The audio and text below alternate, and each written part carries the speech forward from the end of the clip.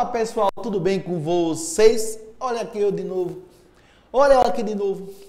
Olha eu aqui de novo com a nossa história. Eu, professor Cláudio Nascimento, da Escola de Referência de Ensino Fundamental Creusanense, Creuza Câmara Dornelas, né? Então, mais uma vez com vocês aqui, com a nossa aula de História, onde nós hoje vamos discutir o que? O Iluminismo, né? Mas antes de discutir o Iluminismo, eu gostaria de fazer um lembrete, pessoal. Mantenham cuidado, tá certo? Porque a pandemia ainda não acabou. Então, turminha do 8º ano, muito cuidado, hein?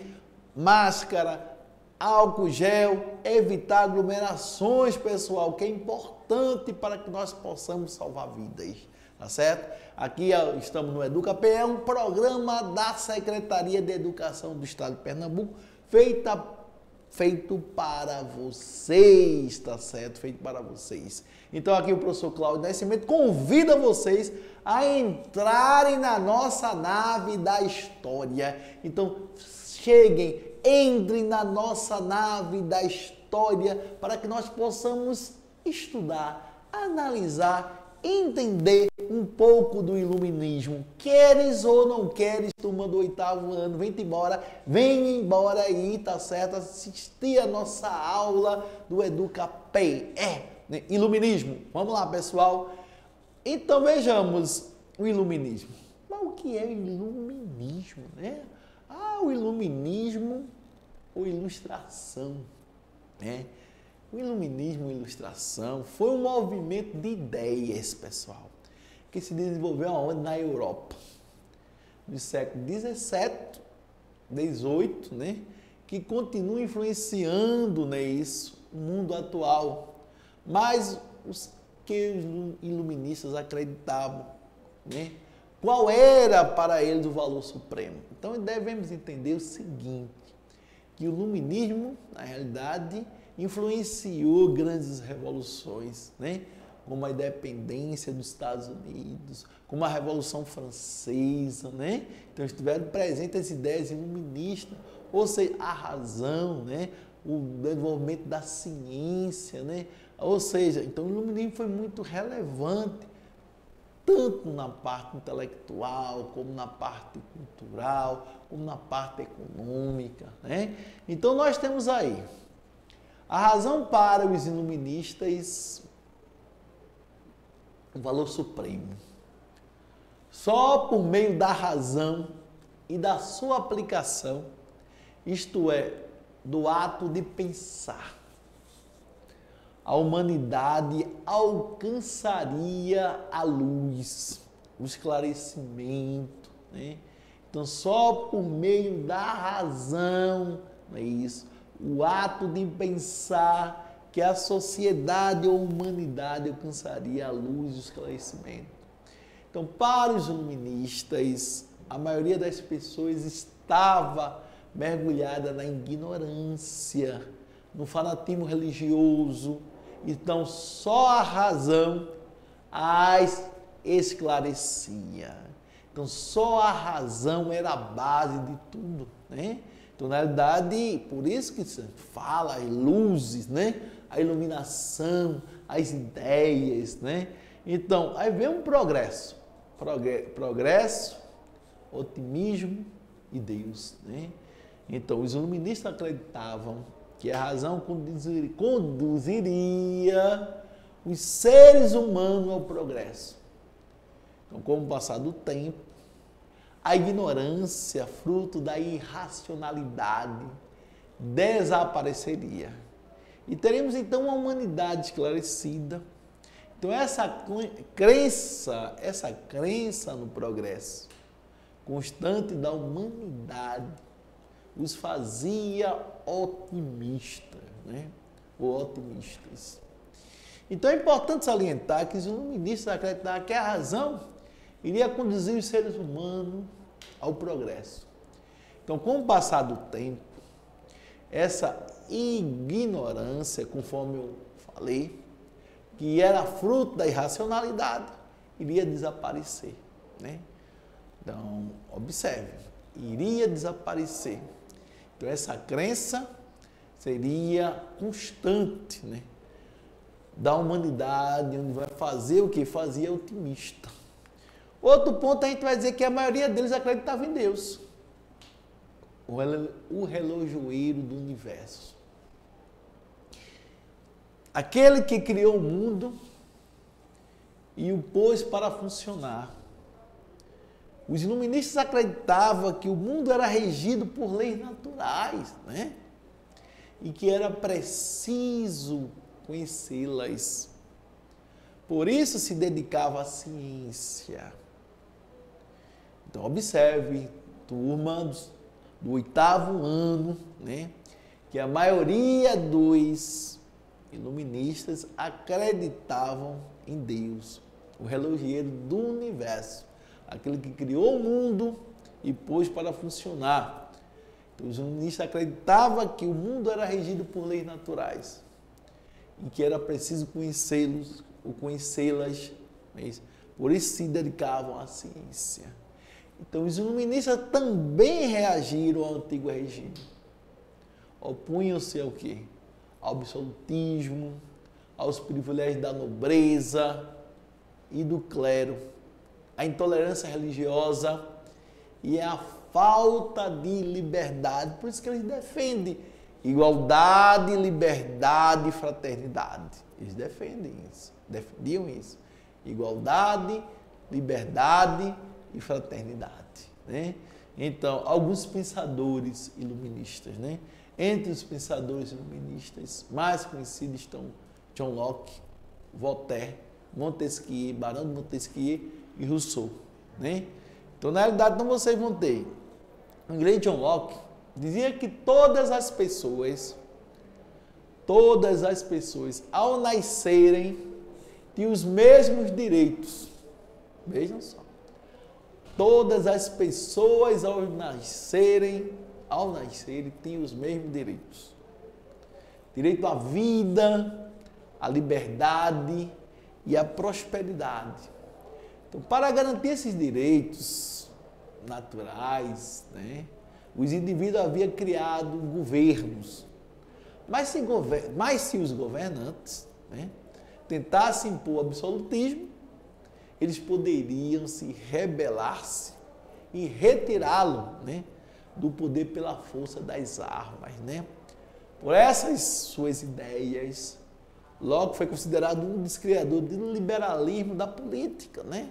Então, na realidade, observe, então você vai ter uma liberdade de expressão, nós vamos ter o direito de colocar o nosso representante, caso ele não cumpra, né?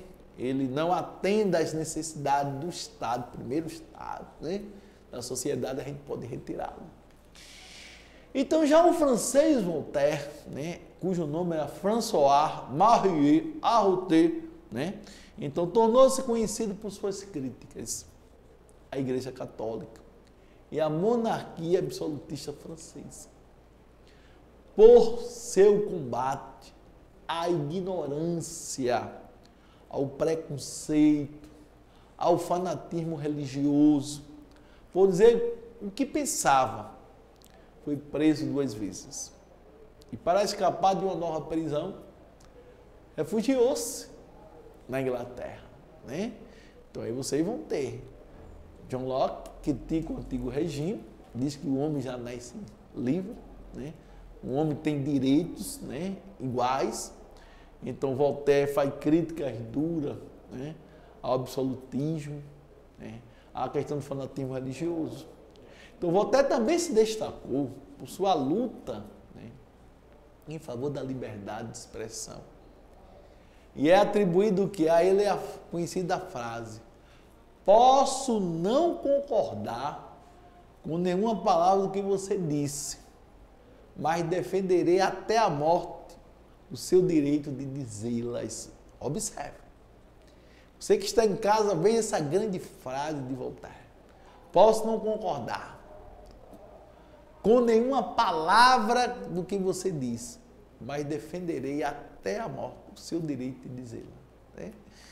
Já vem o Barão de Montesquieu, a Autonomia dos Poderes, né? Então sua principal obra o espírito das leis. Montesquieu defende a ideia de que quando as pessoas têm poder, tendem a abusar dele. Então, era preciso evitar o quê? Evitar que o poder se concentrasse nas mãos de uma só pessoa ou um só grupo de notáveis. Veja só, quando se tem um poder, pode-se abusar dele. Então, é necessário evitar que o poder se concentre na mão de uma única pessoa ou de um grupo notável por muito tempo. Então, inspirado nas ideias de Montesquieu, os estadunidenses Alexander Hamilton e James Madison formularam a teoria de quê? A teoria da divisão dos poderes em três, que nós hoje temos, né? O executivo, para administrar o país e executar as leis. O legislativo, para elaborar e aprovar as leis. E o judiciário, para fiscalizar o cumprimento das leis e julgar os conflitos. Né? E julgar os conflitos. Então, vem Rousseau e o contrato social. Vem Rousseau, o seu contrato social, né? Então, o que é esse contrato social, né? Então, você que está em casa agora vai se questionar o que é esse contrato social de Rousseau. Então, o contrato social de Rousseau defende a ideia de que a vontade geral é soberana. A vontade geral é soberana, ou seja, só o povo é soberano. Então, só o povo é soberano. Assim, para esse pensador, se o governo escolhido por um povo não estiver representando, o povo não só pode, como deve substituir. Vejam o que ele dizia. Se o poder, né, o poder do povo é soberano, ele tira, coloca. Ele coloca, depõe.